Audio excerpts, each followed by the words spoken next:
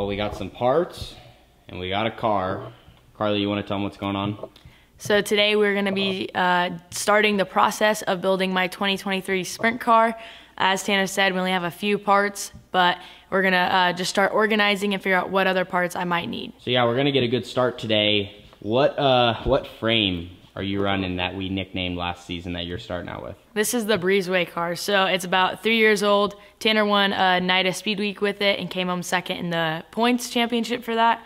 And so it has a lot of speed to it, and now I just got to get behind the wheel of it. Now, we only ran this car 7 races total in 2022, but while we ran it, it was phenomenal until what problem do we have? So down here on this bar right here, a big rock hit it and it bent it pretty bad. I think like the 4th night on Speed Week. And so Tanner finished off Speed Week with it, and it didn't like bother the car really much. But so we got that fixed, and now it's my turn to get behind the wheel. Carly said it didn't bother the car much, but I would beg to differ. Like, it totally threw us all off. We still ran up front, but we didn't have winning speed. So we got that bar replaced by Todd Zeitler, who's right here in Medford. We took it to him. He fixed it. They basically just cut the previous one out and welded a new one in. So that was kind of that. What do we have on the agenda for today? We're going to put the front axle in. We have the bars that are also going to go in the car. We have the arms for the bars, and then just the radius rods. And that is all I have planned. I got this thing.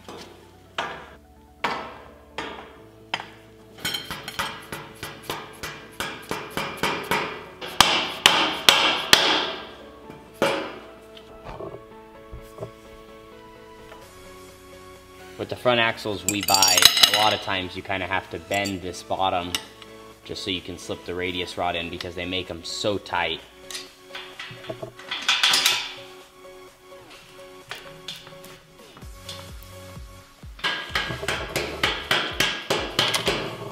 Well, a lot of people, Carly, have been wanting an update. So maybe while we're working, do you want to tell how you've been, and maybe, I mean, even though not a crazy amount has changed, where you're at with everything? Yeah, I'm starting to feel better, as in, like, I've been doing a lot more.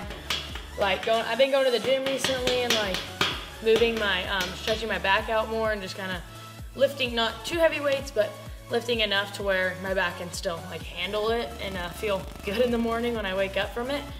But, yeah, so far so good. Just been ready to start building this thing, and it's the only thing I really want to do right now. So everything she just said is 100% true, and you've been doing a bunch like at the races, like when we've been going to Roseburg the last couple of weeks, or Red Bluff. Like, Carly's been the first person in the hot pit. She helped do the push quad because they were short on staff.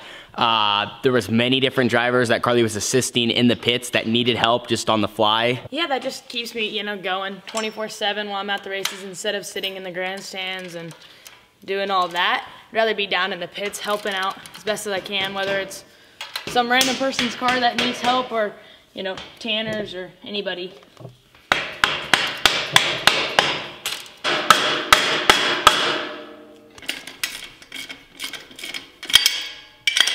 Carly, this is kind of more of a novice question, but maybe for some of the people that are unfamiliar with sprint cars watching the videos, you know, what is the importance of radius rods, and why, you know, it's important to have them at the proper length and where they're at?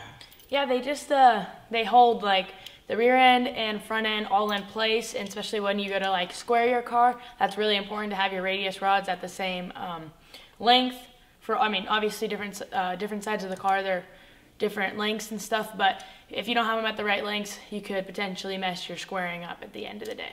And that is very true. So the nice thing is you get your car square, and then one at a time you can pull your radius rods off, measure the length, or if you already have that written down, you just set this tool right here to that. And then you can build all your spares and start stocking up your trailer, so if you get in an incident, you can easily replace them in a moment's notice. Or you just have them for whenever needed. And if you watch sprint car racing, you know, like when drivers get in accidents or just little like fender benders, you could call them, like most times you get the front end knocked out and radius rods get snapped or folded or just broke. So you just got to replace them to get everything right back in the proper position.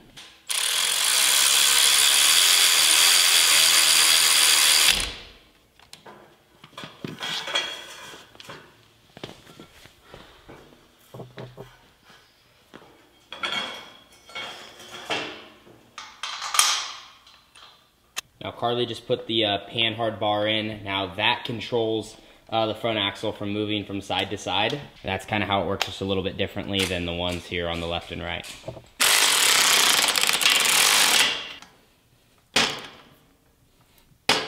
So it's not much, but the front axle's in, the Breezeway car. Does this make you, I mean, is there any nervous feeling? Is there any feeling at all right now? Excitement, a lot of excitement.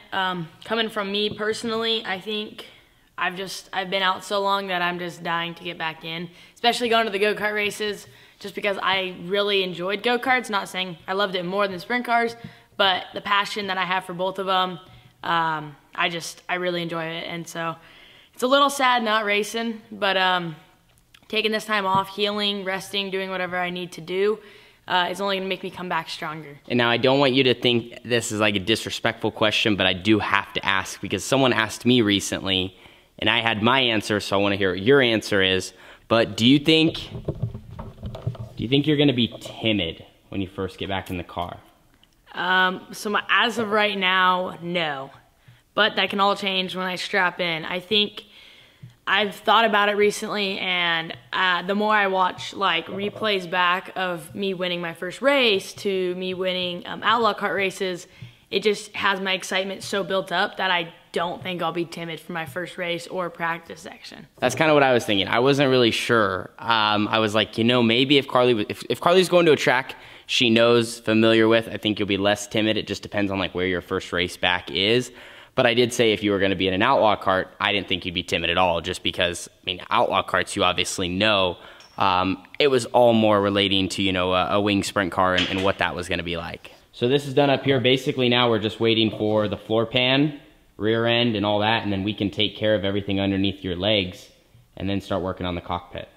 Yep. Hopefully by next week we can, we'll have another video on putting the rear end and like the main middle part. We still have to send off, I think we're gonna send my steering box off just to get it looked at. So yeah, that's gonna be all in a different video. Well, just wanted to end the video off and share with you guys some of my new merchandise that just came out. So on the front here, you have my name, my number, and the Cougar, which is this car right here. And I've got a lot of this question so far on what is my new design for 2023 if I do get back in the sprint car, which it will be the same design. It's what's wrapped already on my backup stuff, so I'm just going to carry it on over. And to go along with the shirt, we also have the hoodies, which are the same design. And head over to the website, tannerholmes.com. Both merchandise, the shirt and the hoodies, will be there. We've been super busy this holiday season, so make sure you guys go head on over there and get some merch. So thank you guys so much for watching. We're going to have so much more off-season content coming soon, so make sure you guys all are ready for that. And I'll see you guys in the next one. Peace.